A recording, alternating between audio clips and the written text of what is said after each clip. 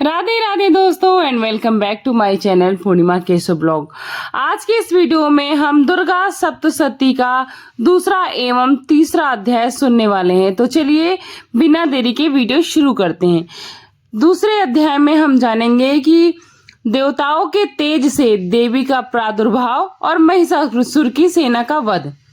महर्षि मेधा बोले कि प्राचीन काल में देवताओं और असुरों में पूरे 100 वर्षों तक घोर युद्ध हुआ था और देवराज इंद्र देवताओं के नायक थे। इस युद्ध में देवताओं की सेना परास्त हो गई थी। इस प्रकार संपूर्ण देवताओं को जीतकर महिषासुर ही इंद्र बन बैठा। युद्ध के पश्चात हारे हुए देवता प्रजापति श्री ब्रह्मा के पास को साथ में लेकर उस स्थान पर पहुंचे जहां पर कि भगवान शंकर विराजमान थे।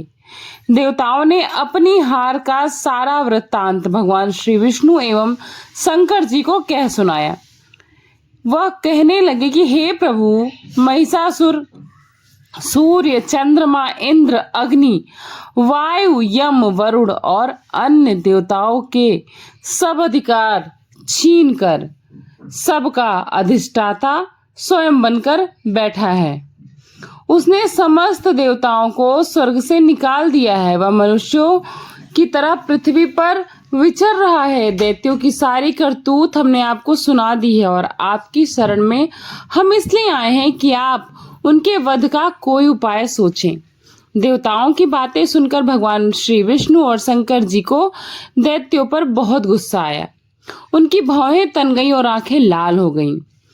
गुस्से में भरे हुए भगवान विष्णु जी के मुख से बड़ा भारी तेज निकला और उसी प्रकार का तेज भगवान शंकर, ब्रह्मा और इंद्र आदि देवताओं के मुख से भी प्रकट हुआ। फिर वह सारा तेज एक में मिल गया और तेज का पुंज जैसे दिखता था जैसे कि जाज्वल्यमान पर्वत हो। देवताओं ने देखा कि उस पर्वत की ज्वाला चारों ओर फैली हुई थी। देवताओं के शरीर से प्रकट हुए तेज कि किसी अन्य तेज से तुलना ही नहीं की जा सकती थी।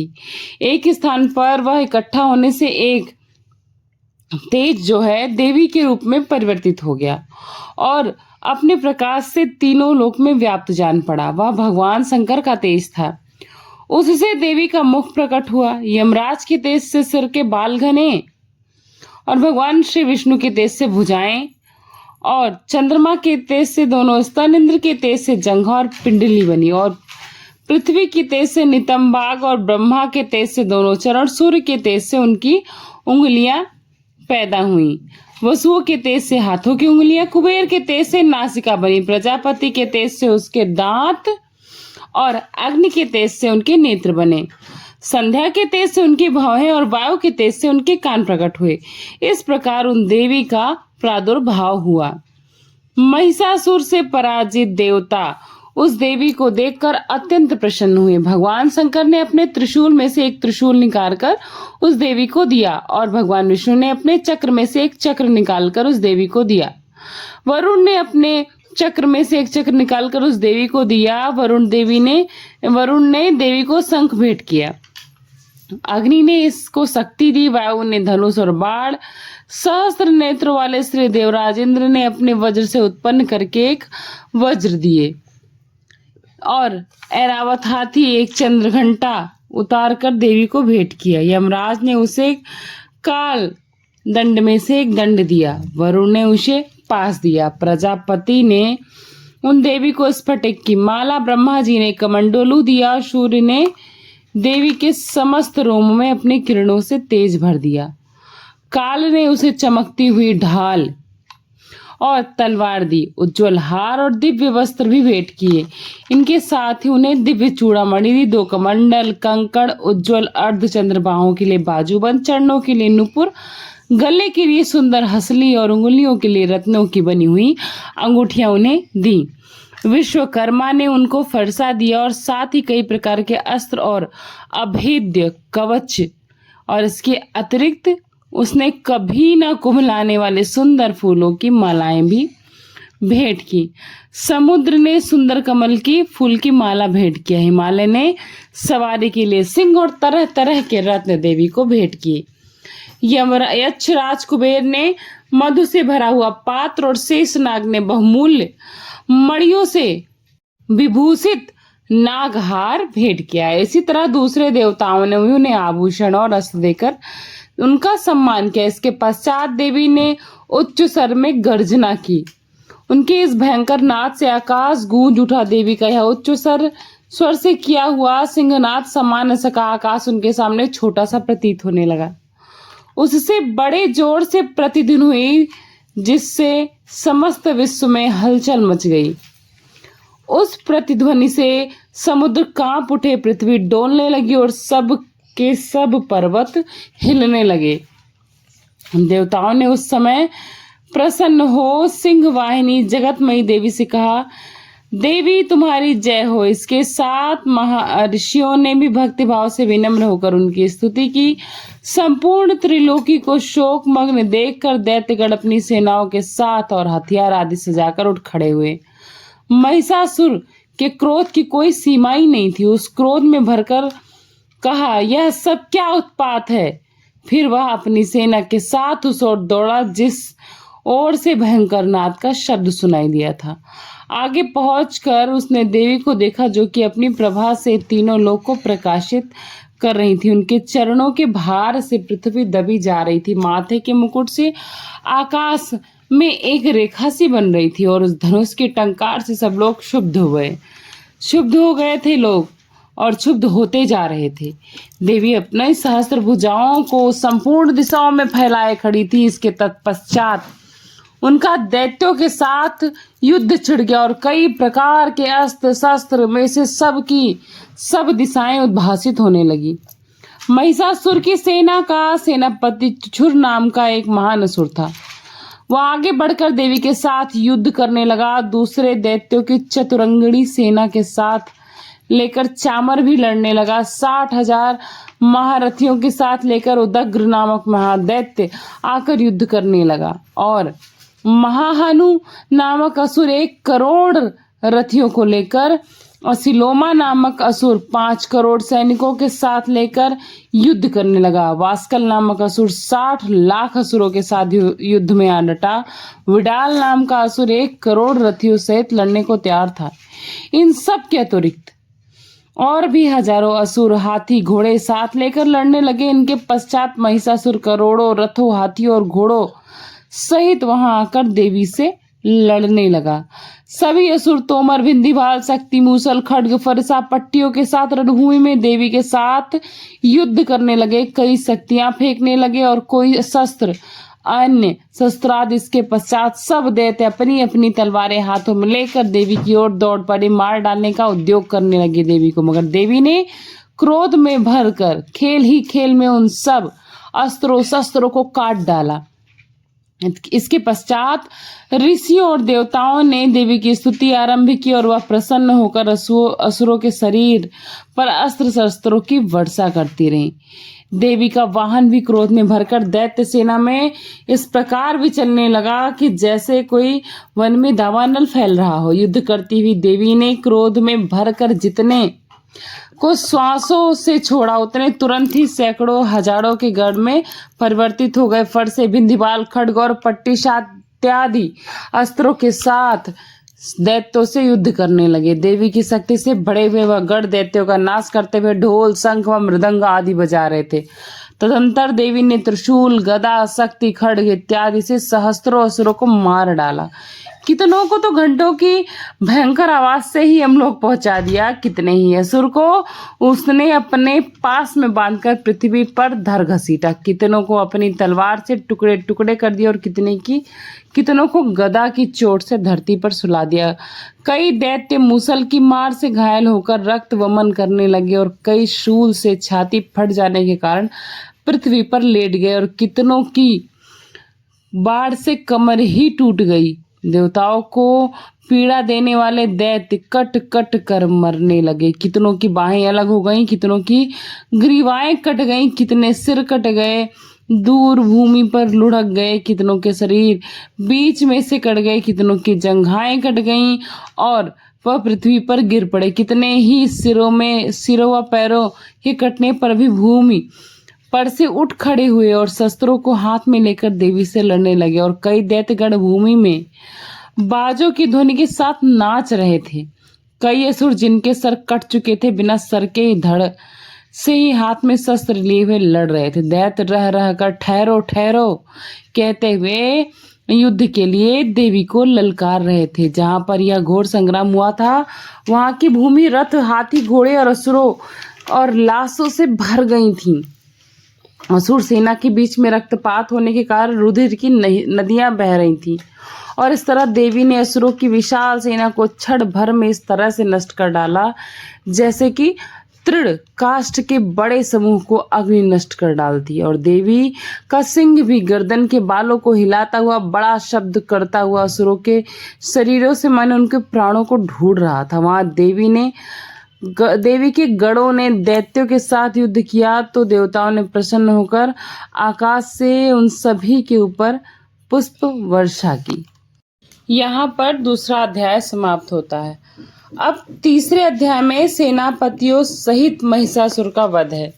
महर्षि मेधा ने कहा कि महिषासुर की सेना नष्ट होती देखकर उस सेना का सेनापति चिछुर क्रोध में भरकर देवी के साथ युद्ध करने के लिए आगे बढ़ा। वह देवी पर इस प्रकार बाणों की वर्षा करने लगा मानो सुमेरु पर्वत पानी की धार बरसा रहा हो। इस प्रकार देवी ने अपने बाणों से उसके बाणों को काट डाला तथा उसके घोड़ों व सारथी को भी मार दिया। साथ ही उसके धनुष और अत्यंत ऊंची ध्वजा को भी काट कर नीचे गिरा दिया। उसका धनुष कट जाने के पश्चात उसके शरीर के अंगों को अपने बाणों से बींध डाला। धनुष घोड़ों और सारथी को नष्ट करने के बाद उसने देखा कि हमारे सभी नष्ट हो गए हैं तो वह असुर ढाल और तलवार लेकर देवी की तरफ आया। उसने अपनी तीक्ष्ण धार वाली तलवार से देवी के सिंह के मस्तक पर प्रहार किया और बड़े वेग से देवी की बाईं भुजा पर वार किया, किंतु देवी की बाईं भुजा को छूते ही उस दैत्य की तलवार टूटकर टुकड़े टुकड़े हो गई। उस दैत्य ने क्रोध में भरकर शूल हाथ में लिया और उसे भद्रकाली देवी की ओर फेंका। देवी की ओर आता हुआ वह शूल आकाश से गिरते हुए सूर्य के समान प्रज्वलित हो उठा। उस सूर्य को अपनी ओर आते देखकर देवी ने भी शूल छोड़ा और महाअसुर के शूल के 100 टुकड़े कर दिए और साथ ही साथ महाअसुर के प्राण भी हर लिए। चिछुर के मरने पर देवताओं को दुख देने वाला चामर नामक दैत्य हाथी पर सवार होकर देवी से लड़ने के लिए आया और उसने अपने आने के साथ ही शक्ति से प्रहार किया, किंतु देवी ने अपनी हुंकार मात्र से ही उसे तोड़कर पृथ्वी पर गिरा दिया। शक्ति को टूटा हुआ देखकर दैत्य ने क्रोध से लाल होकर शूल को चलाया, किंतु देवी ने उसको भी काट डाला। इतने में देवी का सिंह उछलकर हाथी के मस्तक पर सवार हो गया और दैत्यों के साथ बहुत ही तीव्र युद्ध करने लगा। फिर वह दोनों लड़ते हुए हाथी पर से पृथ्वी पर आ गिरे और दोनों बड़े क्रोध से लड़ने लगे। फिर सिंह बड़े जोर से आकाश की ओर उछला और पृथ्वी की ओर आया तो अपने पंजे से चामर का सर धड़ से अलग कर दिया। क्रोध से भरी हुई देवी ने शिला और वृक्ष आदि की चोटों से उदग्र को भी मार दिया। कराल के दांतों और मुख को और थप्पड़ों से ही चूर कर डाला। क्रुद्ध हुई देवी ने गदा के प्रहार से उद्यत दैत्य को भी मार दिया। भिंदीभाल से वाष्प कल को और बाणों से ताम्र और अंधक को मौत के घाट उतार दिया। तीनों नेत्रों वाली परमेश्वरी ने त्रिशूल से उग्रास्य उग्रवीर और महाहनु नामक राक्षसों को मार गिराया। उसने अपनी तलवार से विडाल नामक दैत्य का सर काट डाला तथा अपने बाणों से दुर्धर और दुर्मुख राक्षसों को यम पहुंचा दिया। इस प्रकार जब महिषासुर ने देखा कि देवी ने मेरी सेना को नष्ट कर दिया है तो वह भैंसे के रूप में धारण कर देवी के गढ़ों को दुख देने लगा। उन गढ़ों में कितनों को उसने मुख से प्रहार से, कितनों को खुरों से, कितनों को पूंछ से, कितनों को सींग से मार डाला। बहुतों को तो दौड़ने के वेग से, अनेकों को तो सिंहनाद से, कितनों को चक्कर देकर और कितनों को श्वास वायु के झोंकों से पृथ्वी पर गिरा दिया। वह दैत्य इस प्रकार कि सेना को गिरा देख सिंह को मारने के लिए दौड़ा। इस पर देवी को बड़ा गुस्सा आया। उधर दैत्य ने भी क्रोध में भर कर धरती को खुरों से खोदने लगा और सींगों से पर्वत उखाड़ उखाड़ कर धरती पर फेंकने लगा और मुख से शब्द करने लगा। महिषासुर के वेग से चक्कर देने के कारण पृथ्वी क्षुब्ध होकर फटने लगी। उसकी पूंछ से टकराकर समुद्र चारों ओर फैलने लगा और इस तरह से हिलते हुए सींगों के आघात से मेघ खंड खंड हो गया। श्वास से आकाश में उड़ते हुए पर्वत फटने लगे। इस प्रकार क्रोध में भरे हुए राक्षस को देख चंडिका को क्रोध आया और उन्हें मारने के लिए क्रोध में भर गई। देवी ने पास फेंककर दैत्यों को बांध लिया और उनसे बंध जाने पर दैत्यों का रूप त्याग दिया और सिंह का रूप बना लिया। ज्यों ही देवी उसका सिर काटने के लिए तैयार हुई, उसने पुरुष का रूप बना लिया जो कि हाथ में तलवार लिए हुए था। देवी ने तुरंत ही अपने बड़ों से उस पुरुष की तलवार ढाल सहित बींध डाला। इसके पश्चात वह हाथी के रूप में दिखाई देने लगा और अपनी लंबी सूंड से देवी के कानों को खींचने लगा और गर्जने लगा। देवी ने अपनी तलवार से उसकी सूंड काट दी। तब वह राक्षस एक बार फिर भैंसे का रूप धारण कर लिया और पहले की तरह चर अचर जीवों को समस्त सहित त्रिलोकी लोगों को व्याकुल करने लगा। इसके पश्चात क्रोध में भरी हुई देवी बारंबार उत्तम मधु का पान करने लगी और लाल लाल नेत्र करके हंसने लगी। उधर बलवीर और मद से क्रुद्ध हुआ दैत्य भी गरजने लगा। अपने सींगों से देवी पर पर्वतों को फेंकने लगा। देवी अपने बाणों से उसके फेंके हुए पर्वतों को चूर्ण करती हुई बोली, ओ मूढ़, जब तक मैं मधुपान कर रही हूं तब तक तू गरज ले। उसके पश्चात मेरे हाथों से तो मृत्यु होने पर तुझे देवता भी गरजेंगे तुझ पर।